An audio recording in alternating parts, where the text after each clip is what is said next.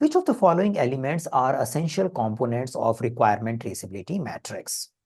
So you understand, in our scope management topic, we explore requirement traceability matrix. Requirement traceability matrix helps you in tracing the requirement till its deliverable execution steps, and it is getting used usually in a validate scope kind of processes where you are taking your deliverables and showing to the customer that this is working as per your requirement. It's mapping the requirement to the deliverable and rest of the execution steps. So let's see what all columns we should put in a requirement traceability matrix.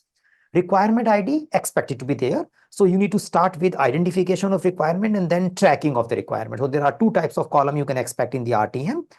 So requirement ID and requirement description will be good identification items. So I can say they are present in all four. So I can fairly assume that I don't have to worry about requirement ID and requirement description.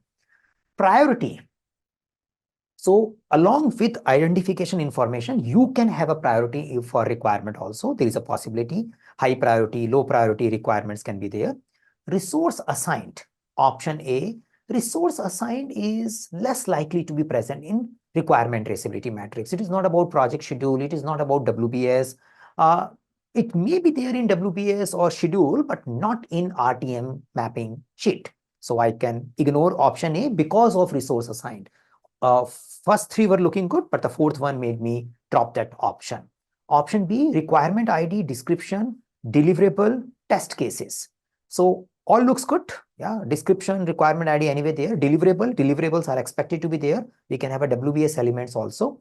Test cases, some verification points. So it could have been better if we just say verification artifact, but test cases are indirectly verification IT artifacts. So I can keep it as a good option, option B. Option C, requirement ID, description, mitigation steps, status. So status can be there, like requirement is complete, in progress, verified, validated, that kind of status I can put in a requirement traceability matrix. But mitigation steps are more associated with risk management. So they should be there in risk register or somewhere else as a risk response steps. So I will ignore option C. So till now, option B looks good. Option D, risk and requirement source. I'm ignoring the first two. So I would say requirement source can be there in requirement traceability matrix. So we can say who is the stakeholder has given this requirement. Is it a compliance requirement? Category of requirements can be there for as an identifier of it. It's basically there for requirement document, but many times we copy the requirement source in a requirement traceability matrix as well. Risks are not stored in a requirement traceability matrix. Even if they are associated with the requirement, we probably put into a risk register or somewhere else, not in a requirement traceability matrix. So by comparing these options, we can safely select option B. You can see such kind of questions. There could be some common options which are present in more than one options, like here requirement ID and description was present everywhere.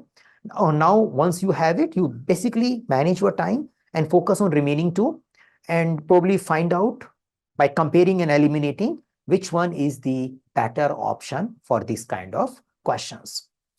Now, overall, it is mapped to your exam content outline task 8, process domain task 8, where we talk about plan and manage scope, because we talk about requirement management and scope management in that particular task only.